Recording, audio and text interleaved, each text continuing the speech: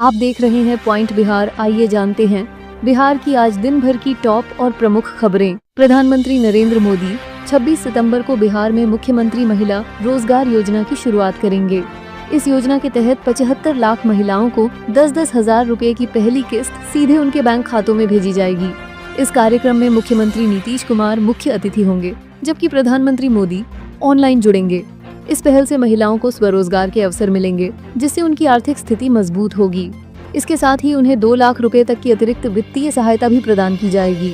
यह योजना बिहार की सामाजिक और आर्थिक तस्वीर को बदलने में मददगार साबित हो सकती है।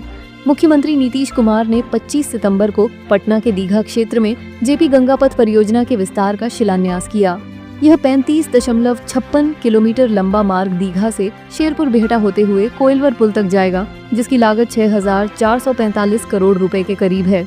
इस परियोजना से पटना आरा बक्सर राष्ट्रीय उच्च मार्ग, पूर्वांचल एक्सप्रेसवे और आरा मोहनिया राष्ट्रीय उच्च मार्ग से बेहतर संपर्क मिलेगा। दानापुर छितनावा मनेर मार्ग पर यातायात आसान होगा।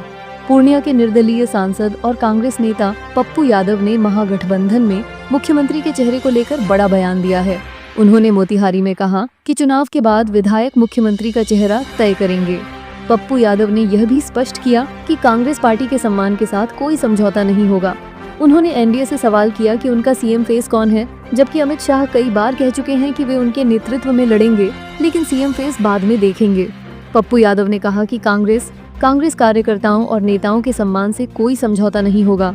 बिहार विधानसभा चुनाव 2025 के लिए महागठबंधन में सीटों के बंटवारे को लेकर कांग्रेस और राष्ट्रीय जनता दल के बीच चर्चा चल रही है। कांग्रेस ने सत्तारूढ़ दल से बातचीत में अपनी मांग रखी है। कांग्रेस ने 27 सीटों की मांग की, जबकि राष्ट्रीय जनता दल ने कांग्रेस को 60 सीटें देने का प्रस्ताव रखा। महागठबंधन के सभी दलों की सहमति से ही अंतिम फैसला लिया जाएगा। इस बंटवारे से महागठबंधन की रणनीति और गठबंधन के भीतर संतुलन साफ दिखता है। दोनों दलों के बीच बातचीत अभी जारी है और सभी दल सहमति बनाने पर ध्यान दे रहे हैं। जनसुराज पार्टी ने बिहार विधानसभा चुनाव 2025 के लिए उम्मीदवार चयन की प्रक्रिया शुरू कर दी है। पार्टी ने 2 अगस्त से 6 अक्टूबर तक राज्य की सभी 243 विधानसभा सीटों पर सम्मेलन आयोजित करने का निर्णय लिया है। इन सम्मेलनों में पार्टी के संस्थापक सदस्य, जमीनी कार्यकर्ता, जिला प्रभारी, जिलाध्यक्ष और विभिन्न स्तरों के कमेटी पदाधिकारी शामिल होंगे।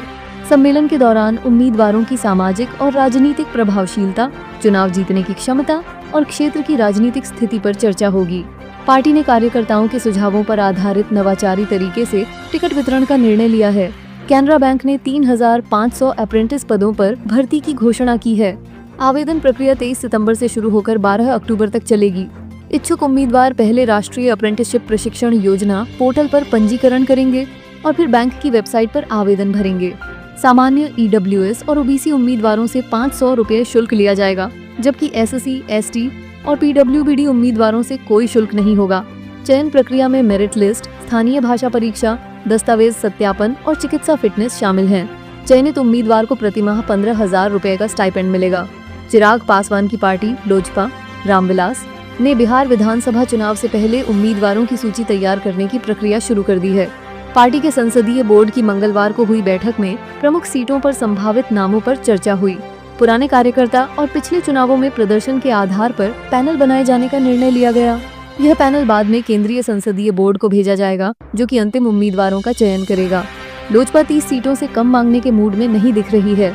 चिराग पासवान ने कहा है कि सीट बंटवारे में सम्मान के साथ समझौता नहीं होगा।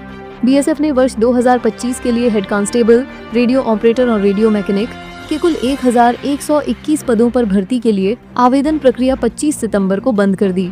रेडियो ऑपरेटर के लिए 910 पद और रेडियो मैकेनिक के लिए 211 पद हैं। उम्मीदवारों की न्यूनतम आयु 18 वर्ष और अधिकतम आयु 25 वर्ष होनी चाहिए। रेडियो ऑपरेटर के लिए 12वीं कक्षा में भौतिकी, रसायन विज्ञान और गणित में कम से कम 60% अंक आवश्यक हैं। रेडियो मैकेनिक के लिए 10वीं कक्षा उत्तीर्ण और ITI प्रमाण पत्र जरूरी है। चयनित उम्मीदवार का मासिक वेतन 25,500 से 81,100 रुपए तक होगा।